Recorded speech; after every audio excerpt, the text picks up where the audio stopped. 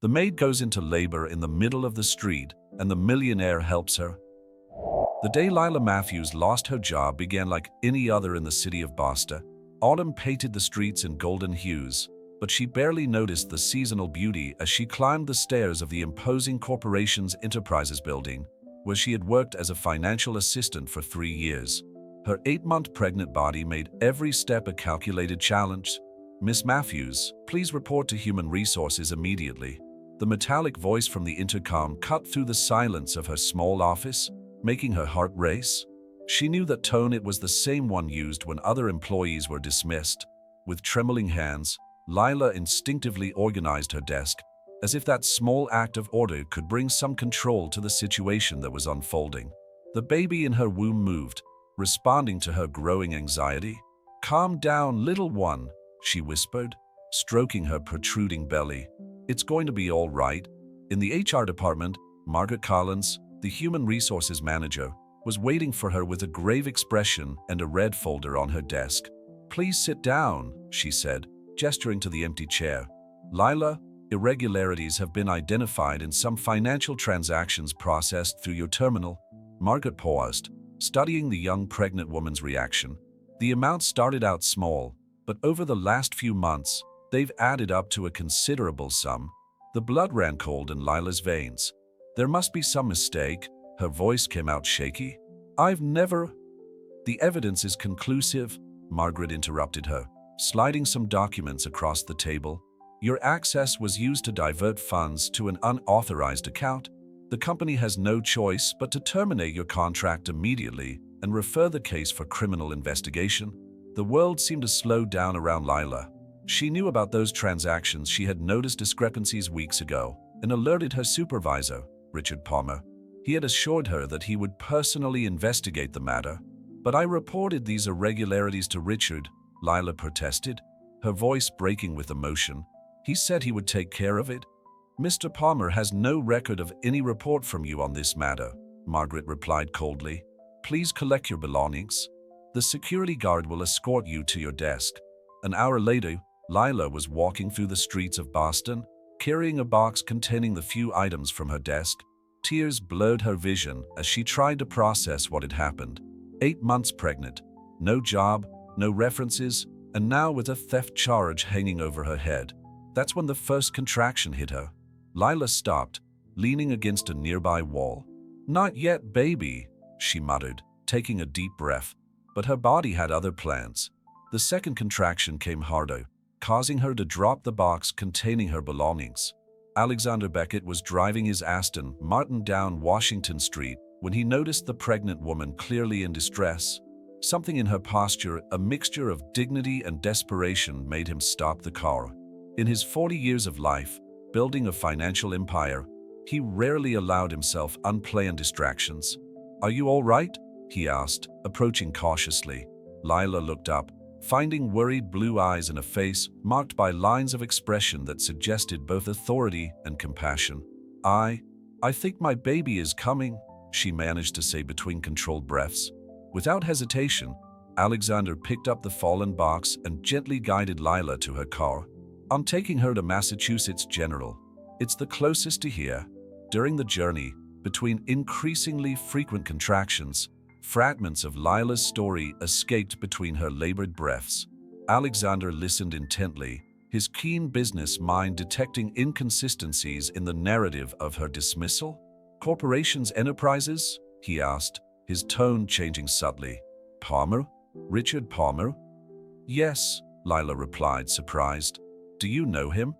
"More than I'd like to," Alexander replied enigmatically, parking at the hospital's emergency entrance. "But that can wait.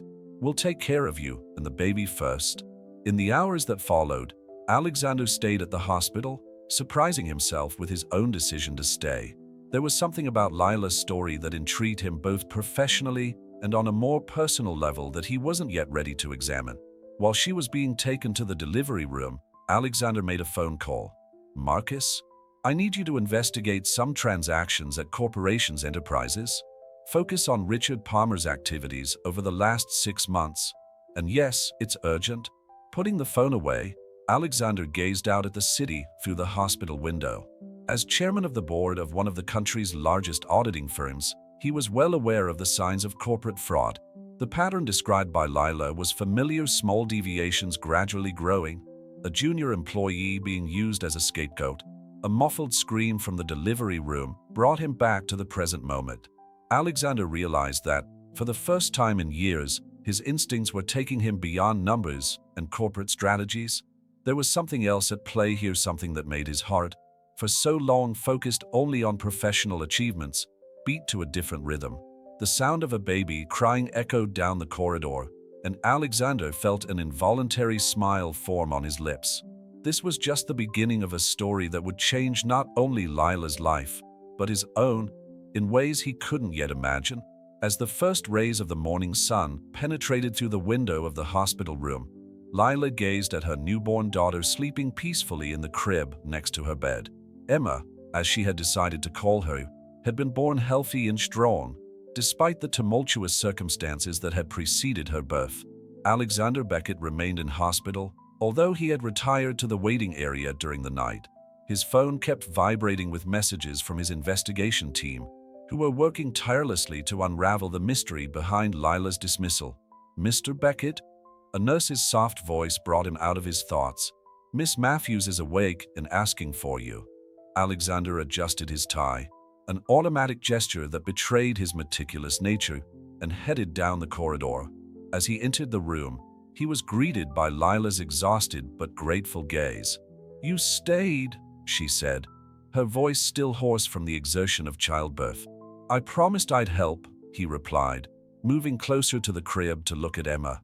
"And I have some news about your situation at Corporations Enterprises." Lila shifted on the bed, her expression changing from gratitude to apprehension. "Have you discovered anything?" "My team found an interesting pattern in the financial transactions of the last 6 months," Alexander explained, taking a seat in the chair next to the bed. "Richard Palmer has been using various junior employee terminals to mask systematic embezzlement. You weren't the first to be used as a scapegoat, but you were the first to notice and question." Tears began to form in Lila's eyes. "So I was right? But why didn't anyone believe me?" "Palmer is very well connected in the company," Alexander continued, his professional tone masking the anger he felt. "He's built up a protective network over the years. What he didn't know is that Corporations Enterprises is one of the subsidiary companies of the Beckett Holdings Group." Lila's eyes widened at the revelation. You own the company?" "I'm one of the main shareholders," Alexander corrected, allowing himself a small smile. "And chairman of the board. Palmer didn't know that because I operate through several holding companies, I prefer to keep a low profile." Emma began to stir in her crib, and Lila instinctively reached out to pick her up. Alexander observed how naturally she cradled her daughter, feeling an unexpected wave of tenderness at the scene. "What happens now?" Lila asked, her voice trembling slightly. "First, we'll make sure you and Emma are settled in," Alexander replied, his voice softer. "I've already arranged for a social worker to visit you today. She will help with the procedures for maternity allowance and other benefits to which you are entitled. As for Corporations Enterprises," he continued, his tone returning to professionalism, "a full audit will begin today. Palmer will be removed immediately, and his dismissal will be reversed with all due compensation." Lila shook her head, cradling Emma gently. "I don't know if I can go back there after all this." "I understand perfectly," Alexander nodded. "Actually, I have an alternative proposal. My auditing firm is in need of someone with your keen eye for detail and proven integrity. The position would pay considerably more, and we'd have a nursery on site for Emma." The proposal took Lila by surprise. "But why are you doing all this for me?" Alexander paused, considering the question. In his 4 decades of life, he had built his reputation on logical and calculated decisions. However, from the moment he saw Lila on the sidewalk, his actions were guided by something deeper that he couldn't fully explain. "Let's just say I recognize talent when I see it," he finally replied. "And I also believe in righting wrongs." At that moment, Emma opened her eyes, and her small yawn broke the tension of the moment. Alexander found himself smiling involuntarily. "She has your eyes," he observed, surprised at the intimacy of the comment. And I hope she has my persistence, Lila replied, a tired but determined smile on her lips. The conversation was interrupted by the arrival of the social worker, a middle-aged woman with a warm smile. Alexander stood up, adjusting his tie again. "I'll let you two talk," he said, heading for the door. "I'll be back later to iron out the details of your new job, if you accept my offer." Before leaving, Alexander stopped at the door and turned around. "Lila?" "Yes?" "Welcome to the Beckett Holdings family." As he walked down the hospital corridor, Alexander checked the latest messages on his phone. His team had already gathered enough evidence to prosecute Palmer, but his mind was more occupied with thoughts of Lila and Emma and how their lives had become so unexpectedly intertwined. In his car, on the way to the office, Alexander reflected on how a simple act of kindness was redrawing the course of several lives, including his own. For the first time in years, his priorities were beginning to shift from the business world to something more personal and meaningful. The day was just beginning in Boston, and with it, a new page was being written in the history of everyone involved. A week after Emma's birth, Lila found herself in a luxurious temporary apartment provided by Alexander Beckett. The abrupt transition from her modest life to this new environment still made her uncomfortable, but the practicality of the situation spoke louder, especially with a newborn to look after. "Just until you find a suitable place," Alexander had insisted when she tried to refuse his offer. "Consider it part of your benefits package." That morning, while feeding Emma, Lila mentally reviewed the events of the last week. The investigation into Richard Palmer had progressed rapidly, revealing an embezzlement scheme that had spanned years. Several former employees had begun to speak out, sharing similar stories of false accusations and unfair dismissals. The apartment intercom rang, announcing Alexander's arrival for his first formal meeting about his new job. Lila adjusted Emma in the baby carrier and checked her own appearance in the mirror, still not fully recovered from childbirth, but presentable in her more formal ensemble. "Good morning," Alexander greeted as he entered, carrying a leather briefcase and what looked like a wrapped present. "How are my two charges?" Lila felt her cheeks flush at the term. "We're adjusting," she replied, watching as he approached Emma with a genuine smile. "I've brought you something," he said, handing over the package. Inside was a delicate mobile with tiny stars that twinkled softly. "It's a prototype from one of our technology companies. The stars react to sounds and movements." "It's beautiful," Lila murmured, touched by the gesture. "But you've already done so much." "Actually," Alexander interrupted, taking a seat at the dining room table and opening his briefcase, "I'm being purely pragmatic. A happy, well-established employee is a valuable investment for any company." He began to lay out documents on the table: contracts, job descriptions, company policies, but his eyes kept straying to Emma, who was now sleeping peacefully. "The position I'm offering is Senior Compliance Analyst," he explained, returning to his professional manner. "Your experience with the irregularities at corporations' enterprises prove that you have a natural eye for inconsistencies. We want to develop that talent." Lila examined the documents, impressed by the terms offered. The salary was more than double what she had previously received, with extensive benefits including on-site daycare, premium health insurance, and flexible working hours. "That sounds—" she hesitated, searching for the right words. "It sounds too good to be true." Alexander leaned forward, his intense gaze meeting hers. "Lila, I have to be honest with you. Ever since I met you on that sidewalk, I've been thinking a lot about the kind of legacy I want to leave in the business world." He paused, organizing his thoughts. "For years, I built an empire focused only on numbers and results. But seeing how Palmer manipulated the system, how good people were harmed, it made me question a lot of things." Emma made a small noise in her sleep, and they both automatically looked in her direction. The moment of shared tenderness didn't go unnoticed by either of them. "I want to turn Beckett Holdings into something more than just a profitable corporation," he continued. "I want to create an environment where integrity and humanity are valued as much as financial performance. And I believe you can be instrumental in that transformation." Lila felt the weight of that confidence. "Why me?" "Because you maintained your integrity even when it was costly. Because you noticed something wrong and spoke up, even though you knew you might face resistance. And above all," he smiled, because you have a unique perspective on how our corporate decisions affect real lives." At that moment, Emma woke up, her small eyes opening to the world. Alexander stood up instinctively, approaching the baby comforter. "May I?" he asked, hesitant gestures indicating that he wanted to pick her up. Lila nodded, observing with surprise how naturally the powerful businessman held his daughter. Emma seemed equally comfortable in his arms, her small hands clutching his expensive tie. "You know," he said, gently rocking Emma, "when I built my empire, I thought I was creating something meaningful, but now I realize it was all very empty. Numbers on a spreadsheet, rising shares, strategic acquisitions. None of it really matters if it doesn't make a difference to people's lives." Lila watched him, noticing how his normally rigid posture softened as he cradled Emma.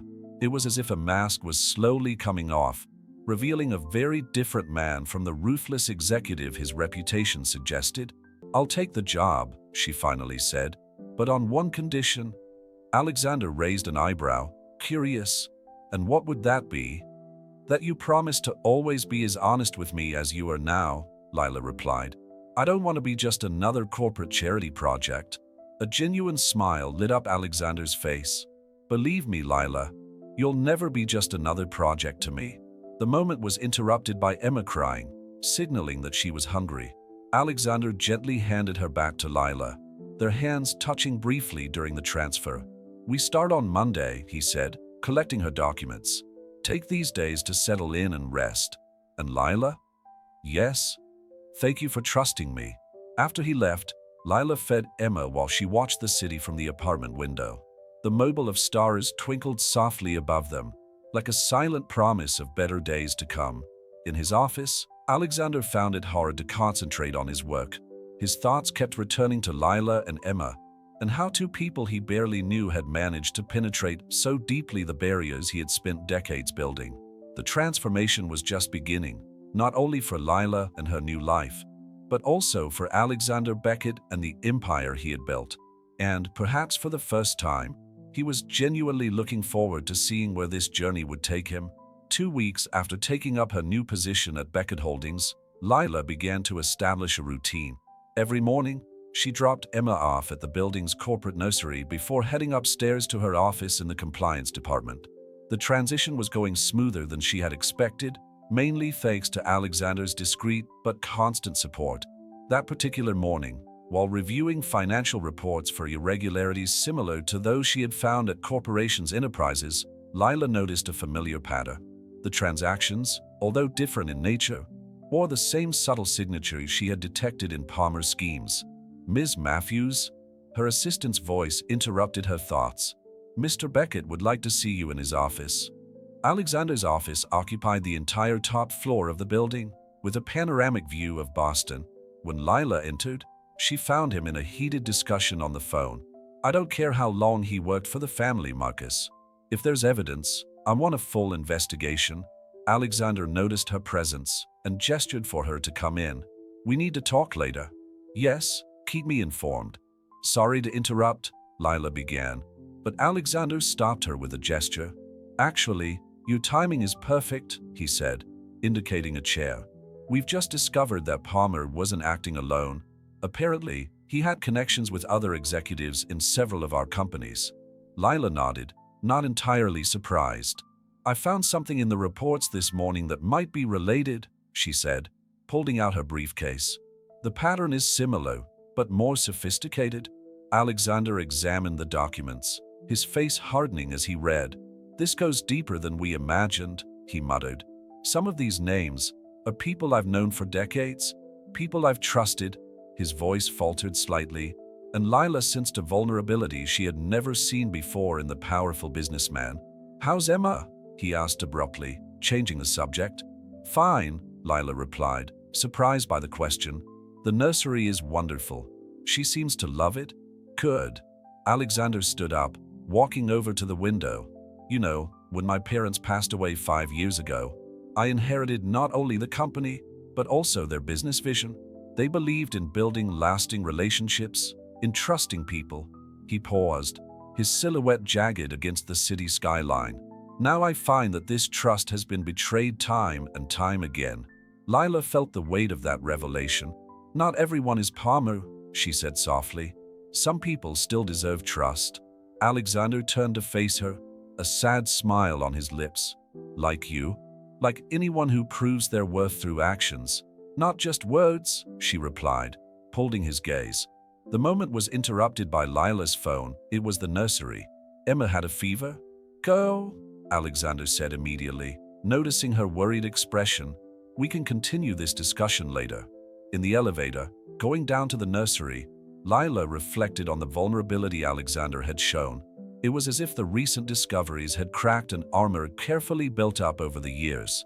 Emma was restless and hot when Lila arrived. As she prepared to take her to the pediatrician, Alexander showed up unexpectedly at the nursery. My driver is waiting downstairs, he said, giving no room for argument. He's taking them to the doctor. And don't worry about work, family comes first. The word family hung in the air between them, loaded with unspoken meanings. In the doctor's office, while they waited, Alexander stayed with them, his presence both comforting and intriguing. Emma, though feverish, seemed to calm down in his arms when Lila had to fill in forms. You have a way with her, Lila observed. Maybe she feels I'm an orphan too, he replied softly, surprising her with the raw honesty of the statement. The diagnosis was a mild viral infection, nothing serious, but Emma would need a few days of care at home. Without hesitation, Alexander rearranged Lila's schedule for remote work. I can't allow my best investigator to worry about bureaucracy while your daughter needs her, he said, using his businessman tone to mask the kindness of the gesture. Back at the apartment, Alexander insisted on accompanying them until they were sure everything was all right. While Lila put Emma to bed, he prepared tea in the kitchen, a surprisingly domestic gesture for someone of his position. You know, he said, handing Lila a cup, today made me realize something important. What? That maybe I've been focusing on the wrong people all these years, relying on appearances, corporate histories, family connections. He paused, taking a sip of his own tea. When the people who really deserve trust are those who show integrity even in the most difficult situations. If he saw something in Palmer that made him change his mind in the last few days, his latest emails suggest that, Lila agreed, he was beginning to question several of Palmer's decisions. Maybe that's why he was silenced, Alexander concluded, his voice laden with restrained emotion. Emma, sensing the tension in the air, began to feel uneasy. Alexander handed her back to Lila, his hands lingering a moment longer than necessary in the process. What do we do now? Lila asked, settling Emma in her arms. We keep investigating, Alexander replied, his determination returning. But I need you to understand something, Lila. This goes beyond a corporate investigation now. It's personal, it's dangerous, and I can't ask you to risk yourself. Lila watched him for a moment, seeing beyond the facade of the powerful businessman, seeing the vulnerable man who was fighting to protect not only his empire, but also the people he cared about. You're not asking, she replied firmly. I'm choosing to stay. We're in this together now. Alexander stared at her, surprised by the strength in her voice. Why? Because you did the same for me when I was alone and pregnant on the sidewalk, she replied simply. Because you trusted me when you had every reason not to trust anyone. And because, she hesitated, gathering her courage, because Emma and I have never felt as at home as we do here, with you. The silence that followed was charged with unspoken emotion. Emma, as if sensing the importance of the moment, stretched out her small arms towards Alexander. She knows, Lila said softly. Children have a sixth sense for good people. Alexander took Emma's tiny hand, letting her grasp his finger. I promise I'll keep them safe, he said, his voice hoarse with emotion. No matter what happens. I know, Lila replied, and we'll help you find out the truth about your parents. All three of us together. That night, as she put Emma to bed in her apartment, Lila reflected on how her life had changed over the last few months. From a helpless pregnant woman, she had transformed into someone strong, determined, and, most importantly, part of something bigger than herself. The sound of the doorbell surprised her. It was Alexander, looking tired but resolute. Sorry about the hour, he said. But I discovered something that couldn't wait until tomorrow. He walked in, carrying an old, worn briefcase. I found this in my father's personal safe. It's notes about Palmer, about the company, about everything. As they examined the documents together on the sofa, their hands occasionally touched, sending shivers of electricity through them both. Emma slept peacefully in the next room, her presence an anchor of normality in the midst of the unfolding chaos. "Look at this," Lila pointed to a note. "Your father was planning a complete restructuring of the company.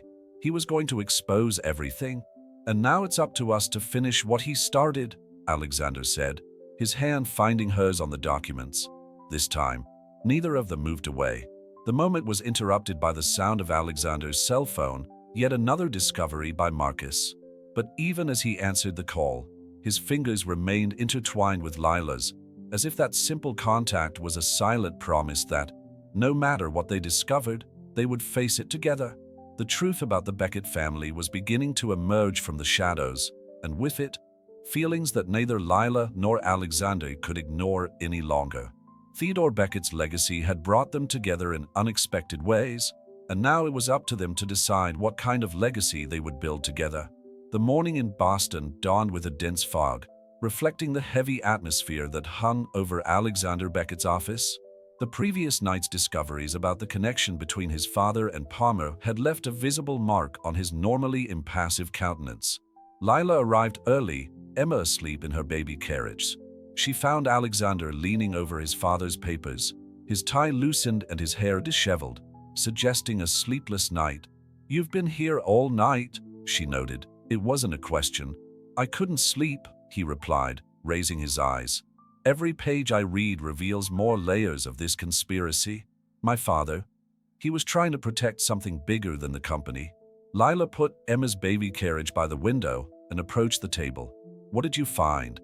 "Social projects," Alexander explained, spreading documents out on the table. "Dozens of them, all cancelled by Palmer after my parents died. Corporate daycare centers, employee housing programs, education funds, like the daycare center you reopened for Emma," Lila observed softly. Alexander paused, an indefinable emotion crossing his face. "Yes," without realizing it, "I'm following in his footsteps." The man Palmer destroyed wasn't just a successful businessman, he was someone who really cared. Emma stirred in her sleep, emitting a small sigh that attracted both their attention. Alexander stood up, approaching the trolley almost unconsciously. "Marcus called earlier," he continued, his voice lower so as not to wake Emma.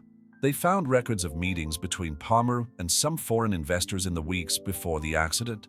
Meetings that my father had expressly forbidden. Do you think that's why?" Lila asked, joining him by the trolley. "I think Palmer was selling a lot more than confidential information," Alexander replied, his hand finding Lila's on the trolley's support. "He was negotiating the soul of the company." The moment was interrupted by the intercom. It was Marcus, asking to come up immediately. When he entered the room, he was carrying an old briefcase and a serious expression. "Mr. Beckett, we found these in a secondary safe at Palmer's old house," he said, handing over the folder. "These are contract for the sale of social patents developed by your father." Palmer was literally dismantling the company's social legacy piece by piece. Alexander examined the documents, his expression hardening with each page. These patents were revolutionary projects: low-cost water purification systems, sustainable construction methods for poor communities.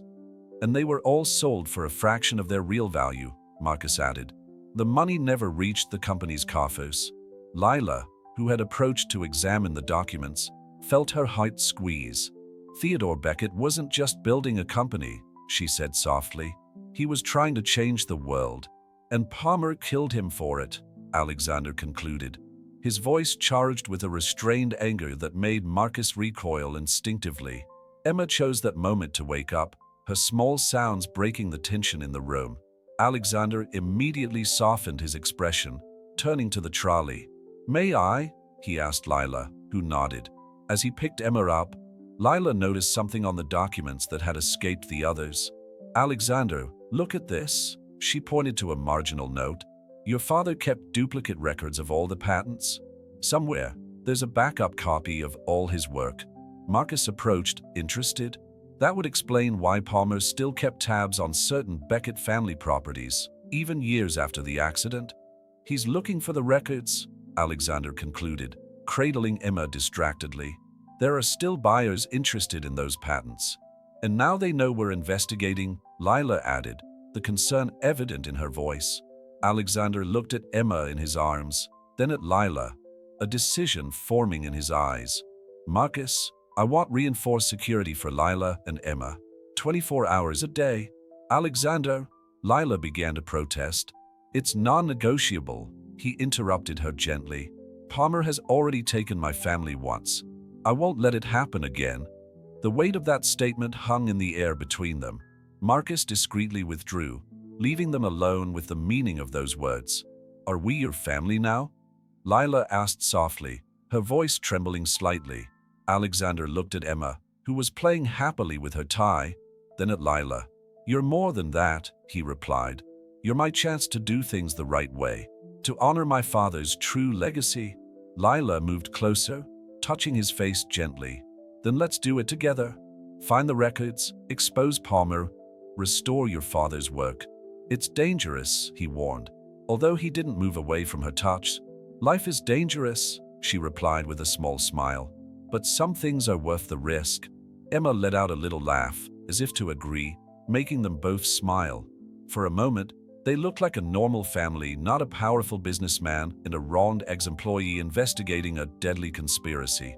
We'll find those records, Alexander finally said, his determination renewed. And when we do, we'll fulfill my father's dream, not just for the company, but for all the people these projects could help. For Emma, Lila added softly, for the world she's going to inherit. Alexander nodded, holding Emma with one arm while pulling Lila close with the other. For our family, he whispered, sealing that promise with a soft kiss on her forehead. The fog outside was beginning to clear, but the battle that awaited them had only just begun. However, now they had something more precious than any patent or company. They had each other. And a reason to fight that transcended revenge or justice. They had love, and sometimes that is the most powerful weapon of all. The search for Theodore Beckett's hidden records intensified over the following weeks. Alexander had turned a conference room into an operations center, where old maps of the family estate and architectural plans covered the walls. Lila spent hours analyzing the documents while Emma played in her nearby playpen, under the watchful eye of the security guards posted discreetly in the corridors. The constant presence of security was a silent reminder of the danger that surrounded them. I found something, Lila announced one particularly tense afternoon. In the plans for the summer house on Cape Cod, there's a discrepancy between the original designs and the renovations done in 1995. Alexander approached quickly, his eyes roaming over the documents she was pointing to. A hidden compartment in the main office, he muttered. My father always said that house was special to him. We need to go there, Lila said, but her voice betrayed concern. Palmer has probably figured that out too. As if to confirm her fears, Marcus burst into the room. Mr. Beckett, our contacts report that Palmer chartered a helicopter to Cape Cod an hour ago. Alexander cursed softly, his hand instinctively finding Lila's shoulder. He's always one step ahead. Not always, Lila replied, picking Emma up from the playpen. He may have speed, but we have something he doesn't, family knowledge. You grew up in that house, Alexander. You know every corner of it. A glint of determination appeared in Alexander's eyes. Marcus, get the company helicopter ready, and double the security for Lila and Emma. No, Lila interrupted firmly. We're going with you. It's too dangerous, Alexander protested, but Lila interrupted him again. Emma is safer with us than anywhere else. Palmer has connections everywhere. The only truly safe place is by her side. Alexander looked at Emma, who stretched out her arms towards him with an innocent smile. The gesture reminded him of his own father, how he always said that family was the most precious possession anyone could have. All right, he finally gave in. But you're not leaving my side for a second. The helicopter ride to Cape Cod was tense. Emma slept peacefully on Lila's lap, oblivious to the gravity of the situation. Alexander alternated between studying the houseplants and watching his two companions, his heart divided between the urgency of the mission and the desire to protect them. When they landed on the Beckett estate, the sun was beginning to set, painting the sky in foreboding shades of red. Palmer's helicopter was already parked near the house. "He's here," Marcus whispered, his security team positioning themselves strategically around them. Alexander held Emma while Lila adjusted the bag with the baby's needs. The contrast between the child's innocence and the tension of the moment didn't go unnoticed by any of them. "The secret compartment is behind the private library," Alexander explained quietly. "There's a back entrance that few people know about." They moved silently around the property, the shadows of dusk offering some cover. Emma, as if sensing the need for silence, remained still in Alexander's arms.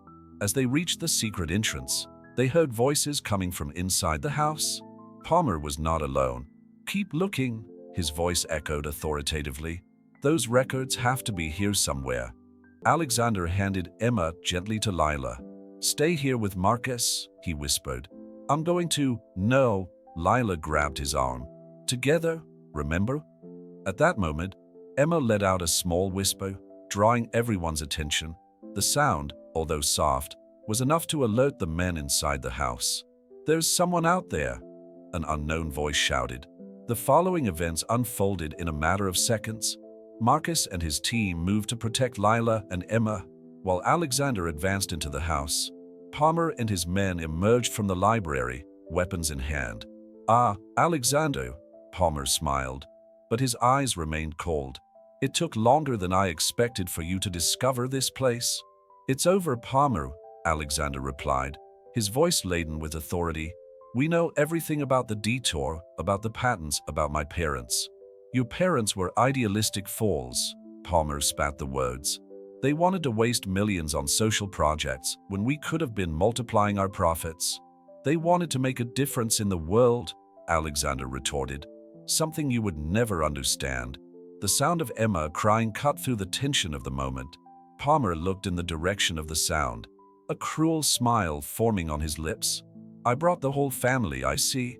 How appropriate, now you'll understand what it's like to lose everything you love." Before Palmer could make any move, Lila emerged from the shadows, carrying not Emma, who was safe with Marcus, but an old briefcase. "Looking for this?" she asked, lifting the folder. "While you were rummaging through the library, we found the real hiding place in the place where Theodore used to read stories to Alexander as a child." Palmer advanced furiously, but was restrained by the security guards who had strategically positioned themselves around the room.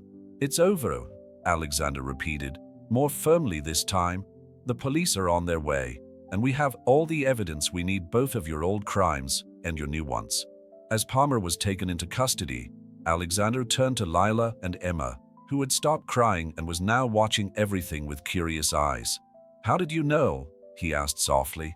"Your stories," Lila smiled. "You always talked about how your father would read to you on the window seat. I realized that there was no safer place for him to hide something important than in the place where he shared his most precious moments with you." Alexander pulled them both into a tight embrace, the tears finally escaping his eyes. "Thank you," he whispered, "for helping me save not just the records, but my father's true legacy." As the police arrived and Palmer was taken away, the three of them remained embraced, a family forged through hardship and togetherness, ready to begin a new chapter in their lives, a chapter of healing, love, and hope. In the weeks following Palmer's arrest, Beckett Holdings headquarters became a whirlwind of activity. The records recovered from the Cape Cod house revealed not only Theodore Beckett's social patents, but also a detailed plan to transform the company into a force for social change. Lila watched as Alexander immersed himself in his father's documents, working tirelessly to implement each project. Emma, now with her own permanent space in the CEO's office, played happily with a set of colored blocks while her mother reviewed financial reports. "It's amazing," Alexander murmured, lifting his eyes from a particular set of blueprints. "My father had developed a water purification system that could be implemented for a tenth of the current cost. Palmer buried that for years, selling parts of the technology separately to maximize profits." Lila moved closer, putting a hand on his shoulder. "And now you can realize his original vision." "We can," he corrected, covering her hand with his. "I wouldn't have made it this far without you." The moment was interrupted by Marcus, who rushed into the room. "Mr. Beckett, the first hearings against Palmer begin tomorrow. The prosecution wants to go over a few points with you and Ms. Matthews." Alexander nodded, but his eyes remained on the documents. "There's one more thing in the records," he said, his voice soft. "A letter addressed to me." Lila sat down next to him as he removed a yellowed envelope from a folder. Emma, sensing the change in atmosphere, staggered forward, being picked up by her mother. "Dear Alexander," he began to read, his voice breaking. "If you're reading this, it means that my suspicions about Palmer were correct and something happened to me and your mother. But it also means that you have found the truth, and with it, the true purpose of this company." Alexander paused, taking a deep breath before continuing. "I built this empire not for wealth or power, but for the potential to make a difference in the world. Every patent, every project in these records has been developed with a greater purpose in mind, to create a legacy of positive change." Emma reached out her small hand, touching Alexander's face where a tear had escaped. The gesture made a tremulous smile appear on his lips as he continued reading. "Palmer never understood that. For him, success was measured only in numbers. But you, my son, have always had a different heart. Even as a child, your first concern was always for the well-being of others." Lila held Alexander's free hand as he continued. "My latest project, the one Palmer was looking for, wasn't just a patent, it was a complete plan to transform Beckett Holdings into a force for social change. Affordable technology, sustainable housing, inclusive education, all intertwined in a system that proves that doing good and being successful are not mutually exclusive. I entrust these plans to you, Alexander, because I know you will understand their true value. They are not just technical projects, they are seeds of hope for a better future. And when you find the right people to help you on this mission, people who share this vision, you'll know it's time to implement them." Alexander looked at Lila and Emma, a soft smile forming on his face. "He knew," he whispered. "Somehow, he knew that I would need to find the right people to fully understand his legacy." "And now?" Lila asked softly. "Now," Alexander replied, taking Emma in his arms, "we start building the future my father envisioned. The first phase of the plan is already underway, the expansion of the corporate daycare program to all our branches. Like the one that brought Emma into our lives," Lila observed with a smile. "Exactly," Alexander agreed. "And then there are the housing projects, the educational programs, the sustainable technologies, all interconnected, just as my father planned." Marcus, who had remained discreetly in the room, snorted. "The lawyers have just confirmed it. All of Palmer's fraudulent contracts have been annulled. The patents are officially back under the control of Beckett Holdings." "Good," Alexander nodded.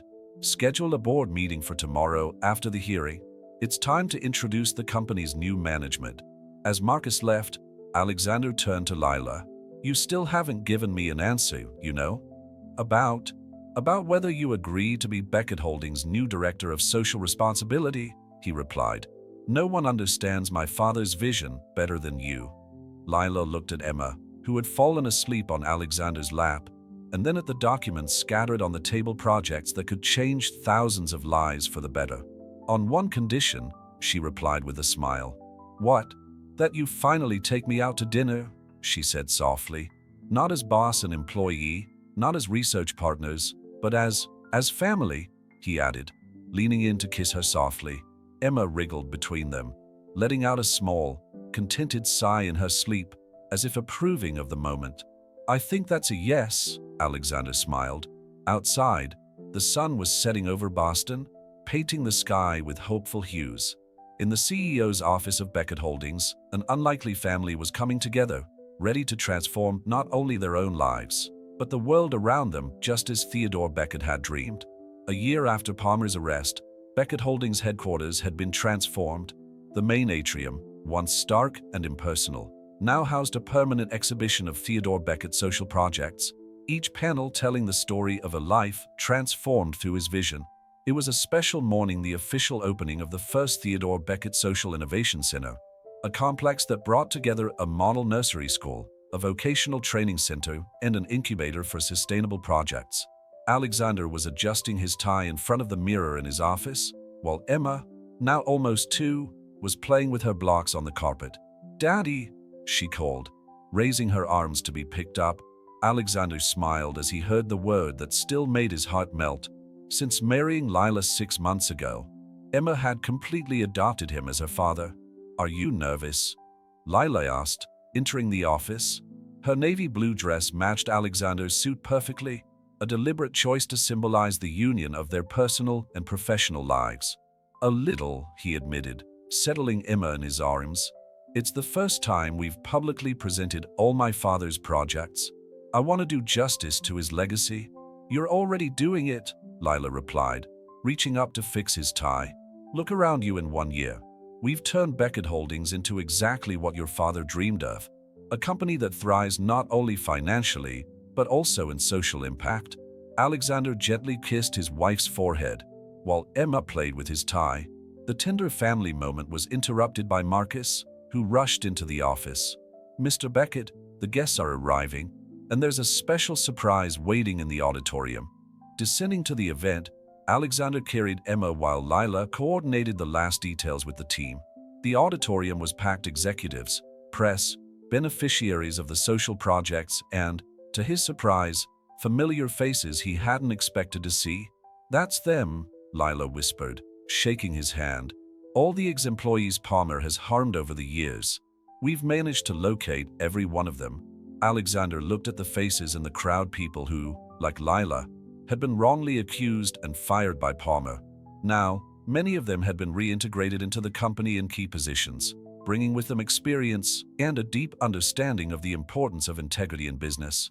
"Ladies and gentlemen," Alexander began his speech, Emma still in his arms, a conscious choice to symbolize the future they were building.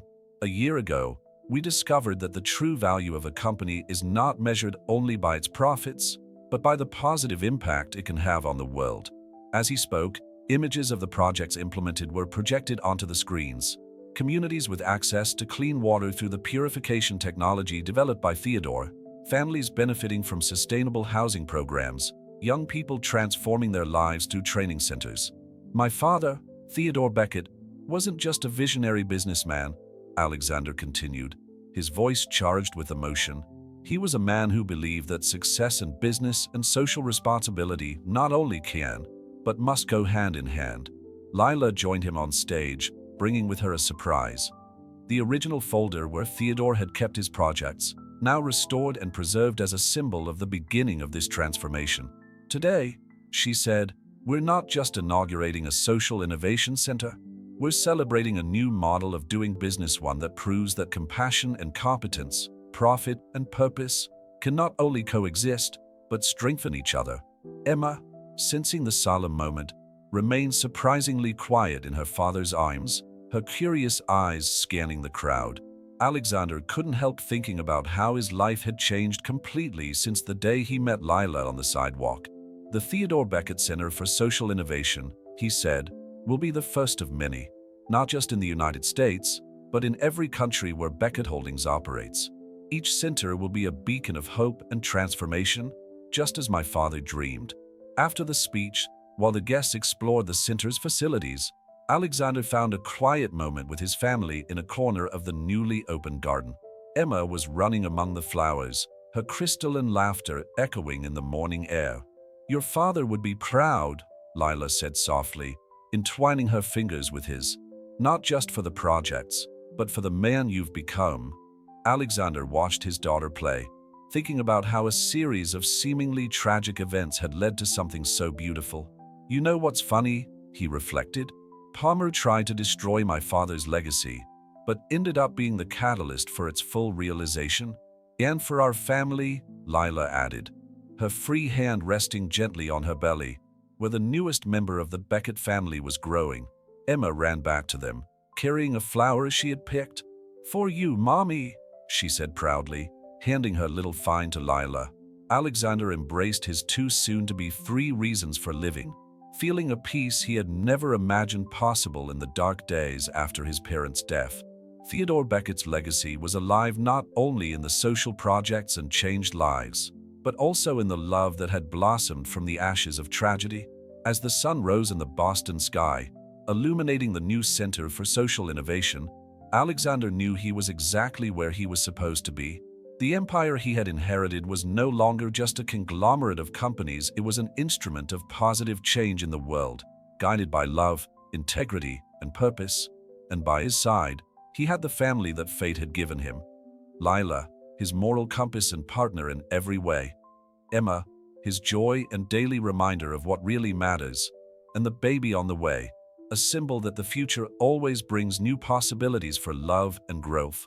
The Beckett legacy would live on, not just in buildings and projects, but in the hearts of the people whose lives they touched, a living testimony that sometimes the greatest blessings come out of the most challenging moments, and that love, when genuine, has the power to transform not just lives, but entire generations.